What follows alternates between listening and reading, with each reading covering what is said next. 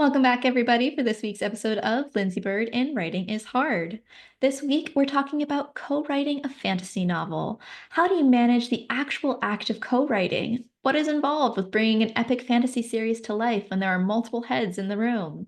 And, as a unique aside, is this particular novel really comparable to Lord of the Rings? Let's find out.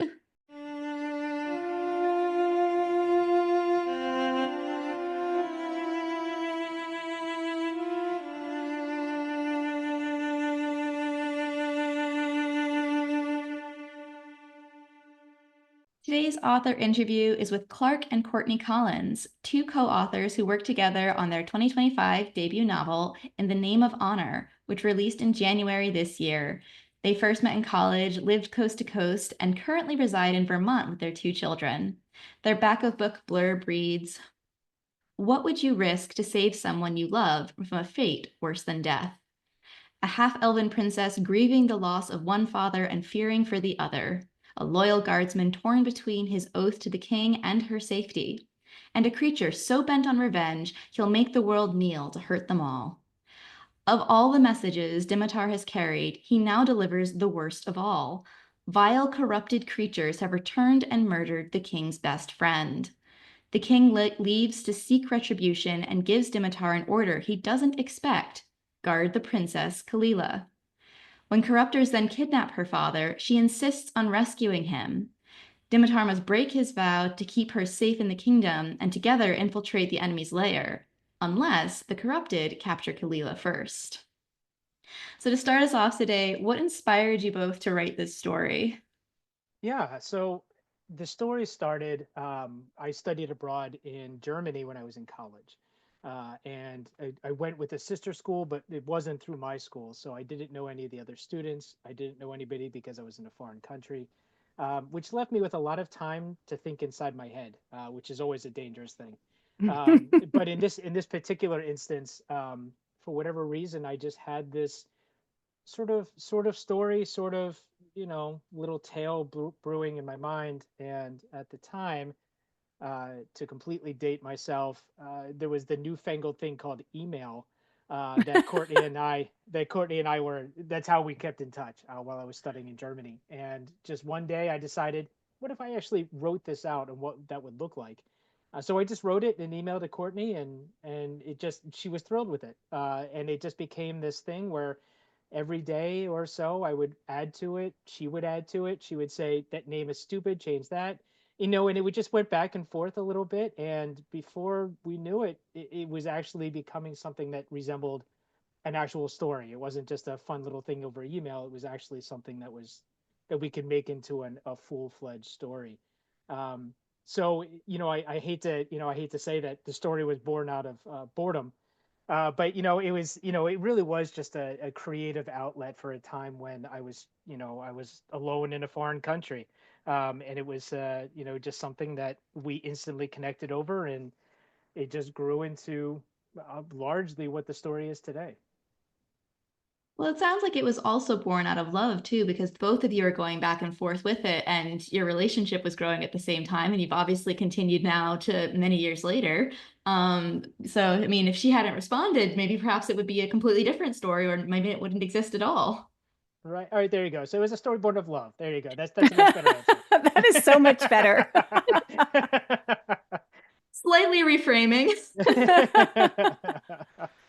What about you, Courtney? Like when you first started receiving these emails, what was your first thought? I thought it was fantastic. I think it's because I was a lifelong reader. I was in college originally for writing. I ended up changing my major, but my intention was to go into creative writing. And so I feel like I was really primed to receive this really interesting creative letter exchange that became a chapter and then a story exchange with Clarke.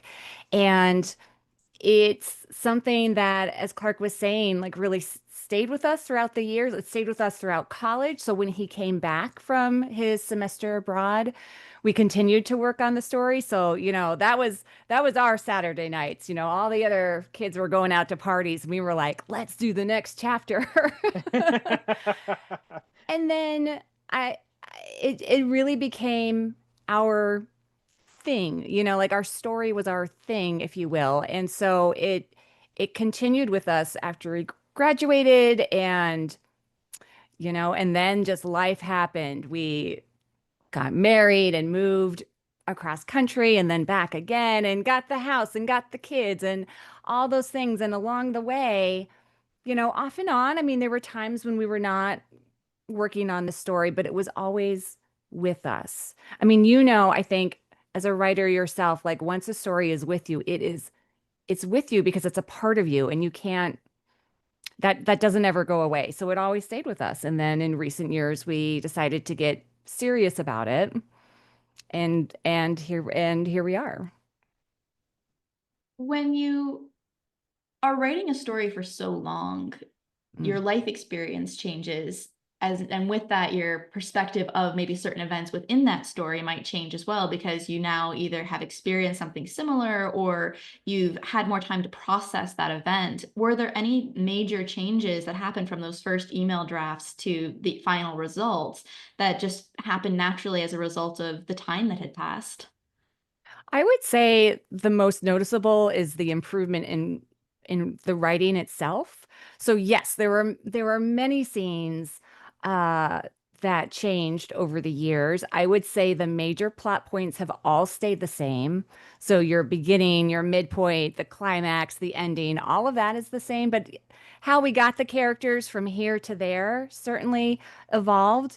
But what's most noticeable to me is how thank God, thank goodness, there is time between that first draft and now because I think we've both grown as writers, and that comes to some extent with maturity. You know what I mean? So I actually still have the draft of when it was first done, the very first draft, and it will never, never see the light of day. It is the most atrocious thing. It's beyond cringe. There's got to be a word for something that's like cringy, and then like whatever's beyond that, it's horrific. But my God, you got to start somewhere, don't you? Like, that's the joy of writing.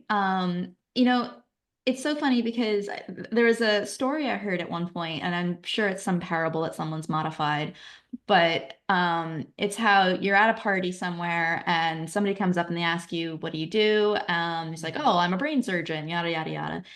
They ask the other person, "What do they do?" And it's like, "Oh, I'm a writer." It's like, "Oh, I've always wanted to write a book," and it's like, okay. Have you put in the craft? Have you put in the time? Have you Yeah. put in the research? It's not just sitting down and typing. There's an actual Hmm. process of knowing which words are the best words, knowing how to pull the sentences together, knowing how to actually craft the story. And I think because everyone has the gift of language in one form or another, whether that's sign language, whether that's writing things down, the method of communication, everyone has that ability. But the actual ability to create the story and the narrative in the book is quite different. It's not just a matter of stringing words together or stringing thoughts together, it's something else. And so that evolves. The more time you had, the more practice you had, the more edits you go over, the better the improvement gets because you've put the time in. And so I think it makes total sense that like you had your first version, but over time it's become something very different, more polished and publishable Mhm. at this point. Right. Yeah, no, that's definitely true. But I think you make a good point with your original question about how, life experiences can change, and so your perceptions can change, and how do you stay true to the story as after so many decades have passed, right? And I like this question because it's something that I'm actually playing with right now in the sequels. This is a planned trilogy for the Vows and Valor trilogy. And so uh, in the first book, the two main characters, Dimitar and Kalila, are really just getting to know each other. They're getting to trust each other. They're forming a friendship and they're falling in love. And so for us, the spice level is not really there. But in the sequels in books two and then in book three, we're ramping up their physical connection. And so to be honest with you, I'm actually spending a lot of time thinking about what it was like at the start of a fresh relationship and at the start of physicality And just, remembering what that was like, right? Just remembering that eagerness, if you will. And that's been a lot of fun. In those first emails that you were sending, Clarke, what was the style of those emails? Like, were they just like, I have an idea about this character, or did you actually like write full chapters? How did that actual physical process of writing work? Yeah, I mean, I think the first email, it wasn't even, I don't think I gave it even context. I think I just like, dear Courtney, blah.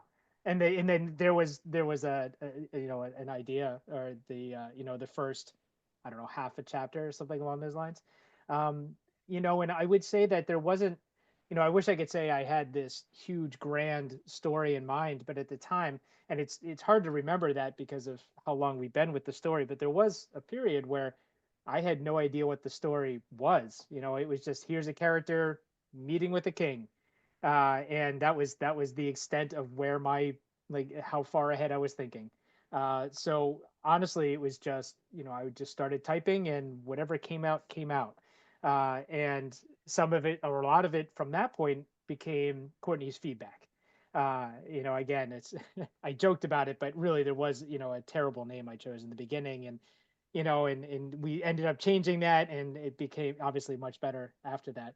Uh, but it was just sort of, she would say, it doesn't make any sense for them to do this, or they went did this instead, and it sort of became a little bit more of plotting, but it was still just whatever I felt like writing that day is what I wrote that day, and we had no idea where the story was going until we got to the end. So it was pretty neat, back then. I don't think I could write that way now, mind you, but but at the time it was kind of fun just to, almost like the story tell itself. Were you satisfied with the ending when when the story told you what the ending was? Like when you got there, it's like, yes, this is the ending, and I'm happy with it. Or were you like chafing against it or wanting it to change somehow?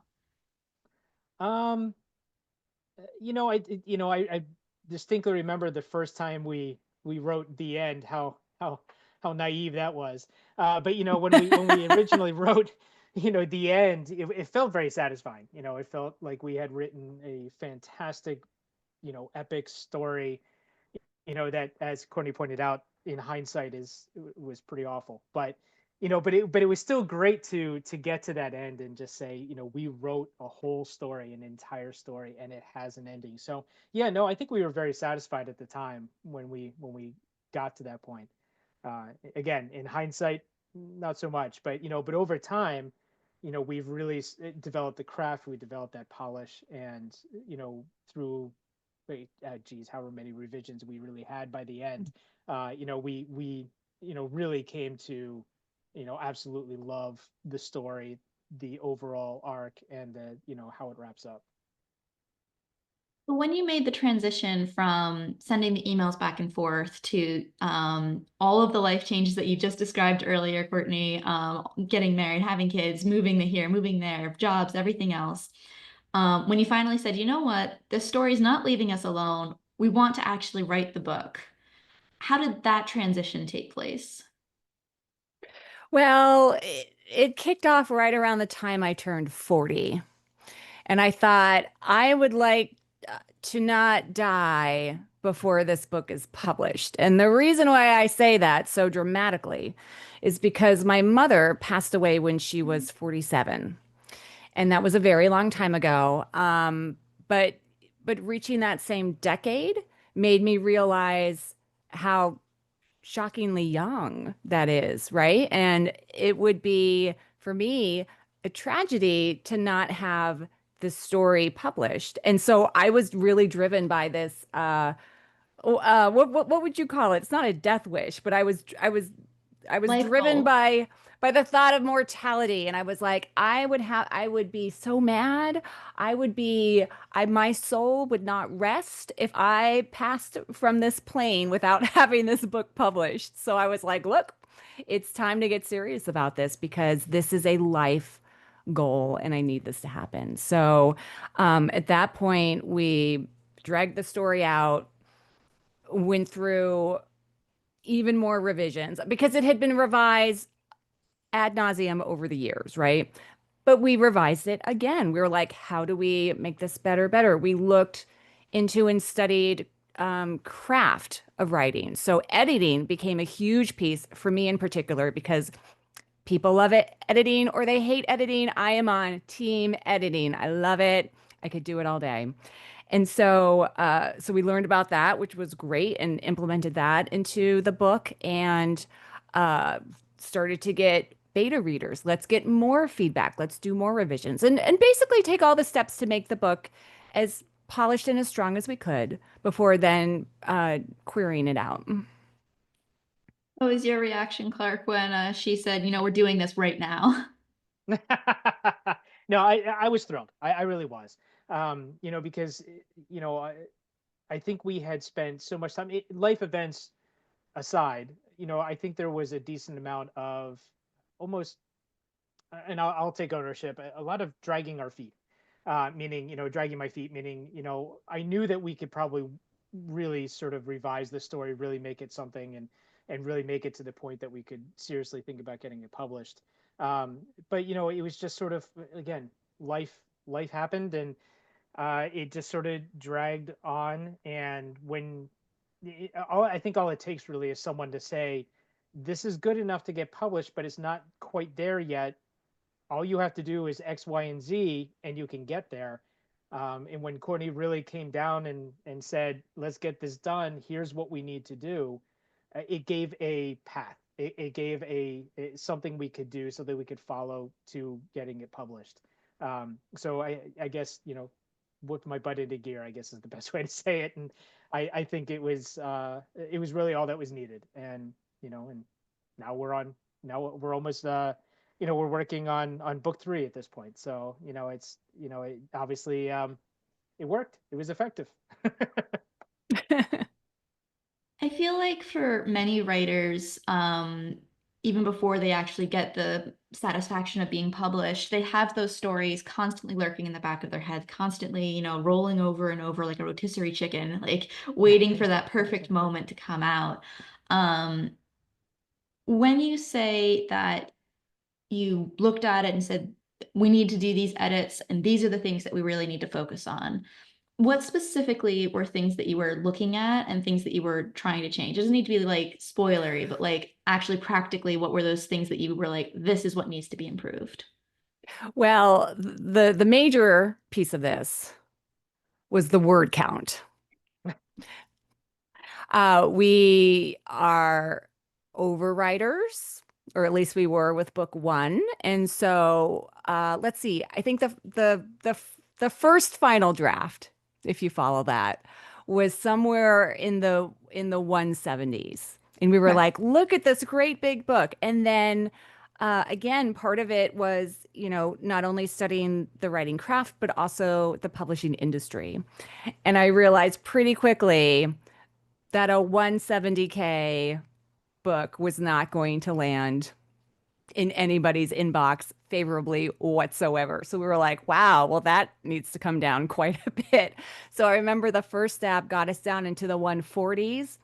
And even then I was like, this is not it. This is not going to work for debut authors. We are not going to get taken on by this amount. So then we cut it down to in the 120s. And then from that point on, I think we started to query, but I also continued to chip away at it. So I'm not saying that that's what folks should do. Like perhaps we should have waited till I was done chipping away, but I did continue to chip away.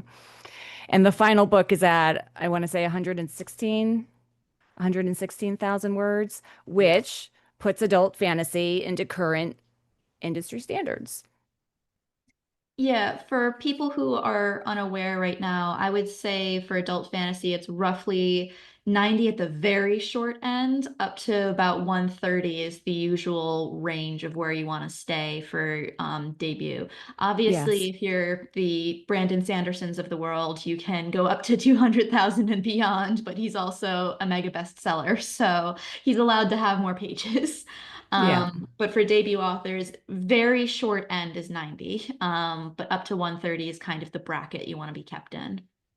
No, Yeah. that's true. So that was a really big undertaking for us, to be honest with you, because Oh, we had chapters that we did not want to let go. It was painful. It was painful to just come through and have to remove material that otherwise felt really good. But to be honest with you, in doing that, in doing the culling, not just of chapters, but really for us, it was really on the line edit side of things. So just going through every word and pulling out all of those filters and all of those filler words that can clearly take up quite a lot of space. And in doing these things, I saw firsthand how this story became sharper, cleaner, tighter in, I think, in a really palatable way for readers. When you're doing these specific line edits, and I know this is a very difficult question, how do you actually get to the sharp, pithy sentences that make it so? I think it's a very difficult craft question because it's kind of, at least from my experience, which of the words that you can kind of cut off and you know which ones you can't cut off. But for you both, what was the balance between making sure that your voice and the way that you wanted to tell the story and the tone that you wanted to set it stayed there, but you were able to cut those specific words to make sure that you were still within your word count? I think for me, it's about making a point to think creatively. And by that, I mean taking a look at any given sentence or even just any given description, but really, just looking at every sentence and seeing, is that sentence as descriptive as it could be? And I'm not saying every sentence has to be this like lush prose, because some sentences are very short and to the point, and that's fine too. So, I mean, on one hand, you're looking line by line, but on the other hand, you're looking at the overall paragraph or the overall scene or chapter. And so, but for me, it takes like a detailed look to just evaluate as you go along and to make sure that the words you are using are as creative as they can be. So some of that is showing, a lot of that is killing the adverbs. A lot of that is just thinking about, and I think this comes into, Lindsay, I think this comes into like lived experience too, right? So the more the more you live in life, the more you experience things, and then you can take that level of detail and put that into your writing, if that makes sense. And so, and what I found is that when you take out the words that are less interesting or less important, or not that interesting or descriptive, you free up the room to have creative space to make your sentences that pop or land or are otherwise more engaging for the reader. Well, you're cutting back some of the brambles to get to Hmm. the beautiful gem beneath. Yes, yeah. Get rid of the fluff. And I say that as someone who I like a long story. I like to be involved. So it's not about the shortness either per se. It's making your sentences count as best you can. Right, and I tend to in Tony did most of the revisions and most of the editing, so I'll give full credit to her on that. But I think one of the things that has stuck with me the most that initially I'll fully admit I was relatively opposed to some of the changes that Courtney was trying to force onto the story, but over time I realized how important it was. But it's realizing the difference between a description and something that's interesting, and they're not always the same thing. So I you could describe someone opening a door, walking into a room, sitting down on a chair, and picking up a fork to eat their dinner, and in some ways that sounds descriptive, but ultimately it's pretty boring, right? Like, you can just say they entered the room and ate their dinner. All the steps in between are relatively implied. So what do you fill that with? What is more interesting? You talk about the senses, the smell of the meat, steaming on the table made his mouth water as he sat down to eat. Something like that. It automatically puts you into a better place to think about things, to be more interesting. um, because cutting out the stage direction, cutting out the stuff that it might be descriptive but it's not interesting, was really a change of a frame of totally change of how I framed writing. I think something that's particularly interesting about that is that um, as readers, we fill in blank spaces. So if it's not specifically said, we tend to imagine things our own way. So for instance, if a character has never been given a skin color, a hair color, any of this stuff, people tend to imagine them a particular way based on their own lived experiences and based on their experiences with how that particular character might be presenting themselves. Um, I think what's really interesting in how you're saying, like, you imagine this person coming in and collecting their dinner. Um, we can fill in those blank spaces of that's how I would collect my dinner. So that's how I would, you can assume that's, the normal step of the process.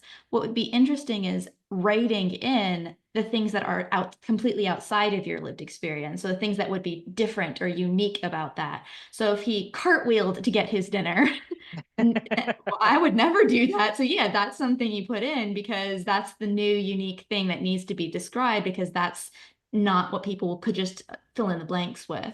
So it's finding those things where it's like, all right, this is the unique descriptor of why I need to tell you this because otherwise, yeah, he goes and gets a dinner.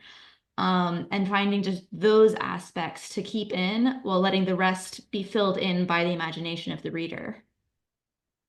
Yeah, I agree with that. Yeah, yeah. Um, I was wondering, Clarke, because you mentioned it a second ago that Courtney did a lot of the editing and there was a little bit of tension. I know from myself, when I'm editing, the only one I can blame is me. I go through and I was like, all right, these are my babies. I'm going to murder them all. Like, I know exactly how I'm going to do it. And I can blame myself for the slaughter that has been done. Um, but when you're doing it as a co-author pair, how do you handle that balance between what you want to keep in, what she wants to keep in, and vice versa? Yeah, I mean, I think not to get all uh, sort of outside of just writing, but I'd say over the past decade of my life, through various events in the world, I've sort of changed my overall mindset of criticism or things that I hold dear that might not be, might be something that needs to change.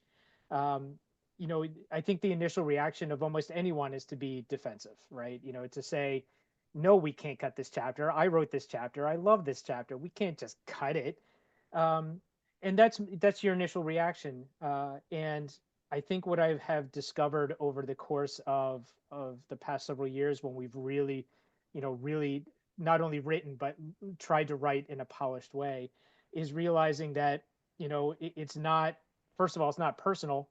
Cutting this chapter is not a personal attack. It just it's not what's best for the story. So it's learning to take a step back, even sometimes take a day or two to sort of sit with the idea and then realize, yeah, okay, this probably is what's best. This is what's best for the story.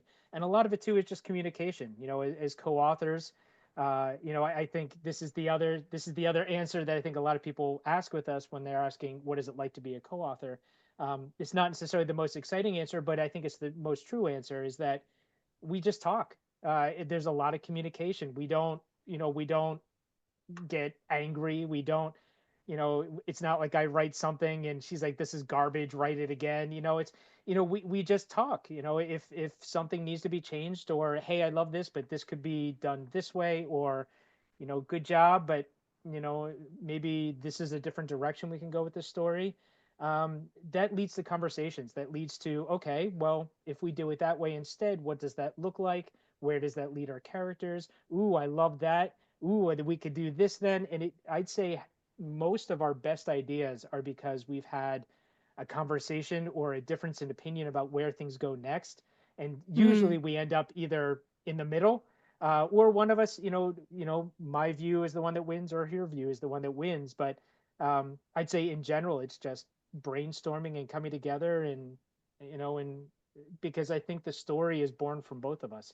I might have started it in Germany, but really at this point, the story is both of ours. And it's together that we find the best synergy and the best, story. Have you ever thought about writing a book separately, or just like, I'm going to write this and it'll just be my child? I've I've considered it, but I think it would only be if I want to write a book or a story that Courtney just doesn't have an interest in. It's I might over the years I've had like a couple ideas for a story completely outside of the Vows and Valor world, just completely separate. Um, but obviously my focus right now is on Vows and Valor. So would I ever do that? I think there's a potential of it. I think I would definitely hire Courtney as my editor. But honestly, I probably would still run all my ideas by her. I think it would still just be, but again, it would only be if there's a story that I want to write, like something about aliens because she hates aliens or something like Nope, that. I'm out. I'm out. So if it's anything along those lines, so I think that would be the only way that I would write a book solo, is if it's just something that Courtney would have no interest in. What about you, Well, Courtney? Because you said earlier that you needed to write this book. Why was it this book and not potentially a different book idea?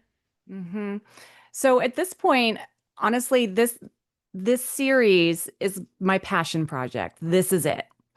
And I think conventionally, the wisdom that we should give to aspiring writers and authors is, you write one book, and then if that one doesn't sell or doesn't get picked up or doesn't do well, do something different and try something with an entirely different book number two.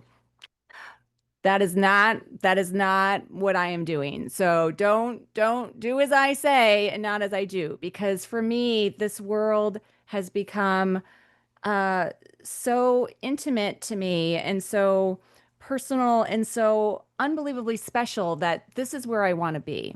And so I'm have focused all of my writing into this trilogy. I think when the trilogy's done, if I still got some gas, I could see doing a duology prequel. I could see doing a spin-off of maybe like a novella of short stories centered in this world. This is my world and this is where I want to be. So that being said, I'm not going to say I will never ever write anything else, because check in with me in 10 years and let's see how she's holding up. Like who knows, right? But right now, this is all I want. This is it. It's funny that you're listing all of the different in-universe things, because it reminds me of seeing something on your website where one of the reviews and feedback that you got was that it was very similar to Lord of the Rings, and all of the different spin-offs and this and that is very Tolkien-esque, where you're staying in the world but expanding it more and more and more. Okay. Okay, I'm going to address the Lord of the Rings comment. Please I'm do, so 'cause I'm glad you very brought this up. curious. Okay, well, I'm going to speak very honestly right now, if I may. I think the Lord of the Rings comparison came up because in our frantic scrabbling for comps, right, for comparisons, which was probably one of the hardest thing. Writing a novel, not an issue. Coming up with comps for the novel, just about did me in. And so one of the things I said at some point in a pitch, I think, was our story has the vibes of the Lord of the Rings Fellowship if it was led by a woman. So I feel like perhaps that was planted out there publicly, and the very nice, early ARC readers who had been following us and I think who knew us and perhaps saw that shout out around, included that in their nice reviews that they put out there. And it just, I think if somebody sees it, then it kind of plants in them and maybe they take that on in their own reviews. And now I've seen it in a number of reviews. And I will say, okay, so I will say I want to thank everybody who has reviewed our book and I want to thank everybody who's made that comparison, but I think it needs to be handled very lightly because first of all, I don't want the Tolkien bros coming after me. Thank you. No, I don't need that. Because number two, I don't think our book is like Tolkien in that it's not written the way he writes. I think not at all. Not at all. So if it's like anything Tolkien-esque, I would say the closest comparison would be the Rings of Power TV show, which is very divisive, I think, among Tolkien fans. But I would say our book is perhaps more like that because it has uh, a more diverse representation in the cast the way the show does. So the characters in our book versus the characters on the show. We have Black Elves, sure, absolutely, for example. Um, but but otherwise, I think it's a really lovely shout out. I don't know how I don't think it's accurate to Tolkien's writing. I think you got to go by like vibes at best. Does this make sense? It makes total sense. And honestly, it's a very difficult thing to manage for exactly what you said, because you have very passionate fans who would hear that, open the book, read two sentences, go, "This is not Tolkien." And Nope. I can completely understand where you're coming from, because when you set a bar at a certain level, it's like, wait a second, I'm not the one who set that bar. We're not the ones who said that. I can completely understand that. And I admit, when I saw it, I was like, that's a really interesting, that's a bold comparison It's too. bold. It's bold, and it makes me uncomfortable because it could very easily give people the wrong impression, and it's not. Yes, and yes. I am uncomfortable. Yes. So now everybody knows. That being said, I feel like our elves are Tolkien-esque in the movie and show way. Less Mhm. so in the books. Less so in the books. I'd say, generally speaking, a more accurate description, if you want to use Lord of the Rings, is to say that we are a really badass D&D campaign based on the Tolkien world. Oh, I think is actually a more accurate description. And I think that adds a hmm. lot of layers to it, because there are people who, there's a joviality that you might have more with Hmm. D&D than you would in Tolkien, which is, a World War therapy Yes. project. Yes. Right, Yes. No, that's all right. true. That's all true. Yeah. Okay. All right. Here's my secret confession. Please don't tell this to anybody else. I don't know that I ever finished the Return of the King reading it. It was such a slog for me at the time, years ago, and I'm sorry I haven't come back to it. And I'm sorry, but that is my truth. The movies, however, the movies and now the show too. The show as well get me deeply excited about fantasy. Like so. Like for me personally, like that is my peak fantasy are the movies, the Lord of the Rings movies, and then the TV show as well. Even the Hobbit movies. I also like those too. Everyone's allowed an opinion. Thank you. Very welcome. Um, what I think what Tolkien does, has done, it's such an inspiration for everything. It's a lot of people's first entry into the fantasy world, even if you go all the way back to like the 40s when he's actually like publishing everything. Um, it's the first time people really engaged with alternate worlds in this particular way. And then all of the stories that evolved afterwards, all of the people who tried to write in a Tolkien way, I mean, he influenced the entire fantasy genre. And where we are today is, you can very easily trace it back to that initial spark of inspiration. So the fact that the movies, the TV show, everything else continues to be an inspiration, I think is truly where the joy of Tolkien lies, where it's the sense that all these years later, we're finding new ways to invent elves, we're finding new ways to have these discussions in these new worlds. Um, if they're not orcs, they're something else, but finding new ways to, have these similar discussions, but in new flavors. And so I think no matter what, the inspiration of Tolkien has to be in every fantasy at some point or another, just because he's the one who inspired us all into this journey, whether we may not know it or not. Yes. Yeah, no, I think yes, his foundation was definitely an inspiration for us. with some of the creatures and the other piece that I think we should probably give a nod to Tolkien for is the morally honorable men in specific, right? Like the men who mean well, who the type of men who will buy you a drink in the bar and then make sure you get home safe at night, right? Like those type of men. Aragorn of Like Arathorn would not let you just lay sloppy drunk in the bar. He would make sure you got home.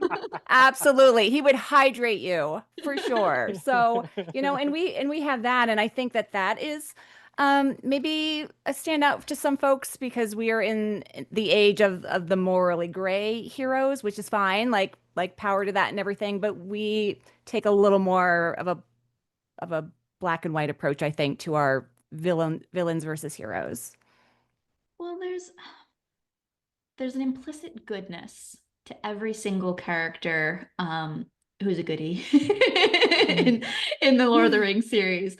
Yeah. There's an implicit sweetness to Pippin's character. There's an implicit genuineness of nature. Even with the class dynamics between Frodo and Sam, there's a genuine goodness that runs between them. Aragorn, the paragon of men. Faramir, also, by the way, the paragon of men. Yes. Um, Hmm. Genuinely, these are characters who were implicitly good and who were faced with horrible situations and still carried that goodness throughout. But especially in Frodo's case, that doesn't mean that they weren't harmed by it. They weren't harmed by the act of Correct. doing that. Mhm. And I think for me, that's the most tender part of Lord of the Rings, where these were such good people, and it's a hope for humanity that we could all be that good. And yeah, we might come out damaged on the other side, but we're still good. At the end of the day, we're good. And it's all of the evil, whatever you want elsewhere, that's the bad part. But the goodness is the best part about it. And so if that's the theme that you're carrying through, then I'm a Yes. reader. Yes. I will That's believe it. that's Oh, That's well, good. that's 100%. That is so well said Yes. and 100% So agree. well said. 100% agree. Yeah, no, definitely, definitely true. Book two is where we address the harms that our heroes experience in book one. And I feel like I'm like, well, this conversation is my sign. Time to go watch the trilogy again. I have to It's admit, gotta do it. I have to admit, I turned 33 this year, and I had this moment where I was telling my friends, like, I'm officially an adult. Hmm. I am now Hmm. an adult. And so Hobbit adult. I have watched that series, I think, a good 3 times through this year already. Um, Yes. like between a friend of mine, I took a very long flight from Europe to California. It was on the Mm, plane, so it's just, I keep watching it. So this is my year to embrace my Hobbit adultishness. perfect. Here for that. I'm here for that entire aesthetic. Absolutely. Excellent. Um, so when you finished writing your book and you were like, this is it, we're good, we're going to get it published, what did you specifically do? And how did that end to your publishing journey, well, to that moment, take place? So Clark and I had a discussion for how do we want to publish this book? Like how do we go? Because there's options, right? And so he and I decided that it would be preferable to have the book traditionally published. And so that meant the querying pipeline. So we had to learn about querying, and I'm really grateful to Claire Andrews, who is the author of the Daughter of Sparta trilogy, and she's published with one of the big fives that I'm sorry, I can't remember which one off the top of my head, but she was like, look, this is Query Tracker. This is what you need to do. Like, let me look over your letter and what have you. And so Clark and I spent about a year querying, and we decided to query both agents as well as smaller presses who accepted manuscripts directly. And the reason why is because we were interested in having perhaps a little more control with a smaller press.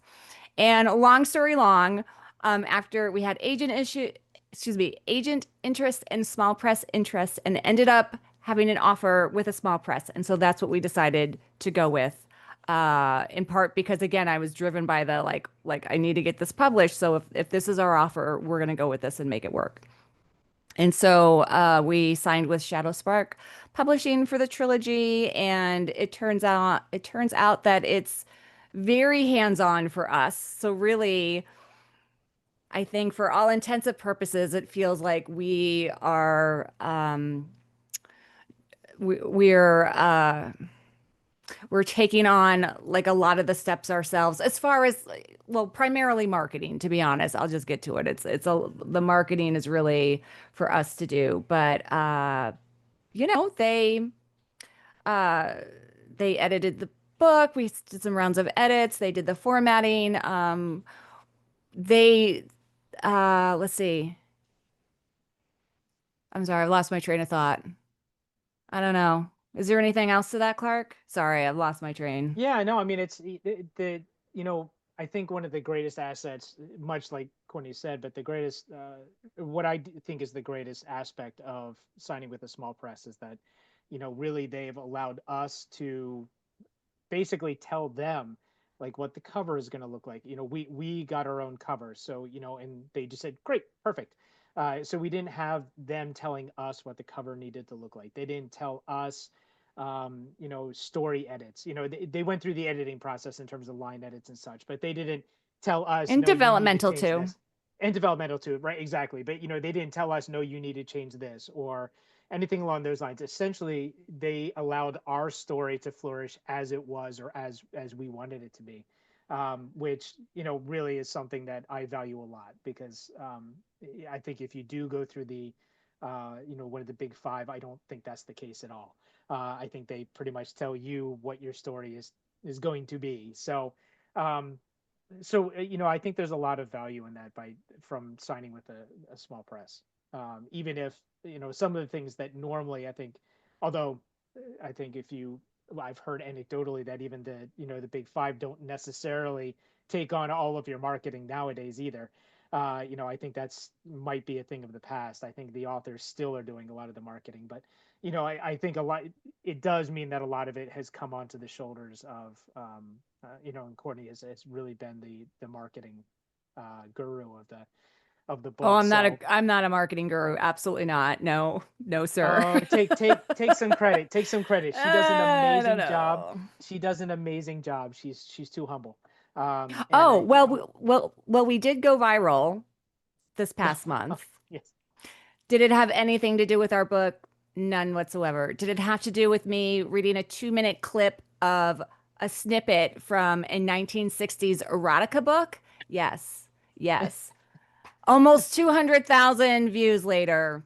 That's what that's what did it. I'll Wow. write that down because I gotta get my on top of my social media game too, as well. So it's like, all right, gotta pull out the 1960s erotica. 1960s erotica. That's my advice to all the kids listening. That's where you'll make it big. Excellent. Has that been for you guys the most challenging part of the process at this moment, or has it calmed down any? Are you feeling more comfortable? What is your feelings on on your publishing journey at this particular moment? I would say I feel more comfortable with marketing now, but it's a time suck.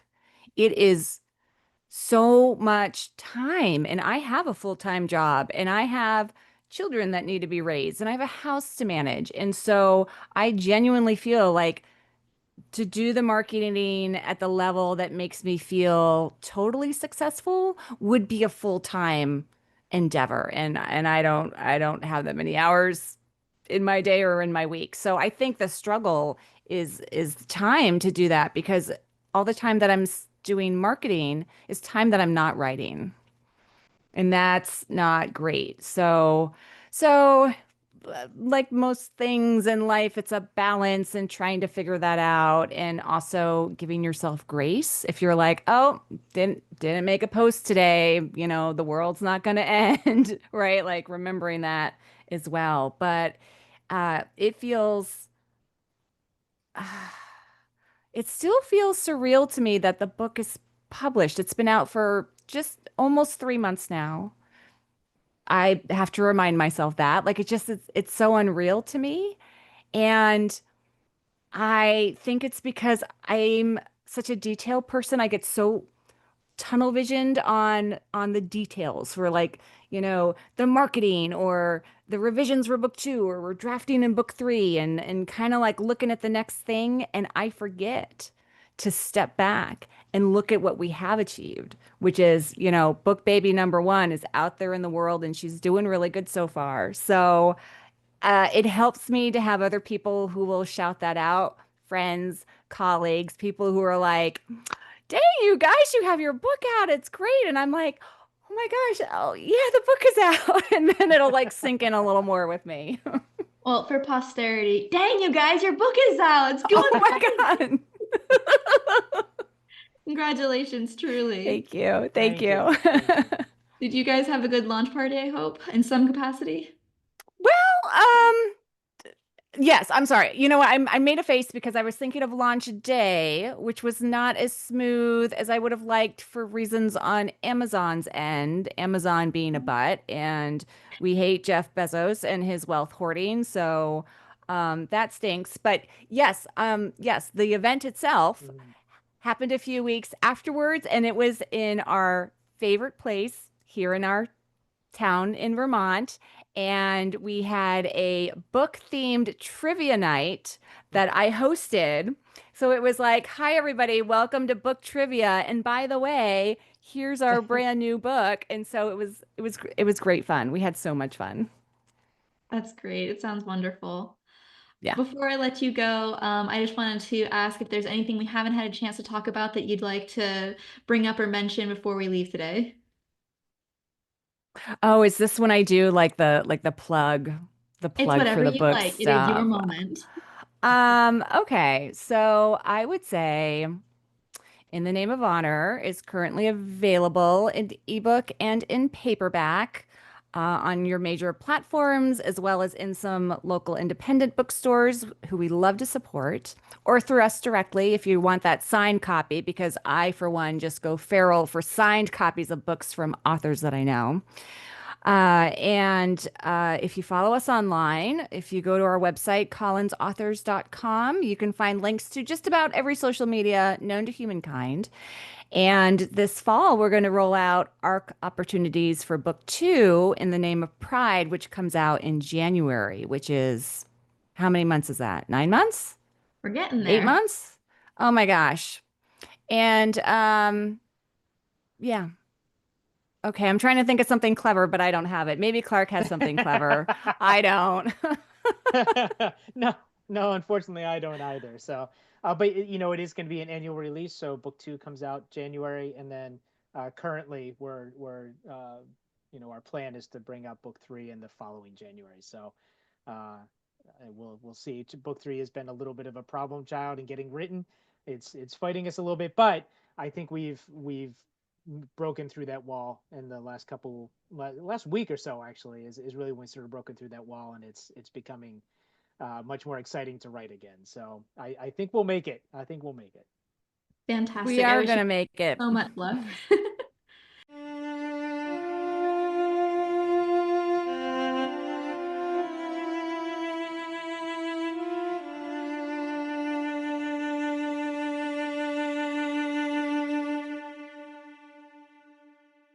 That's it for this week's episode of Lindsey Byrd in Writing is Hard. Courtney and Clarke Collins' book, In the Name of Honor, is currently available. Check out the description to find out more. If you enjoyed this content, please do like, share, and subscribe so we can continue to make you more. Bye for now.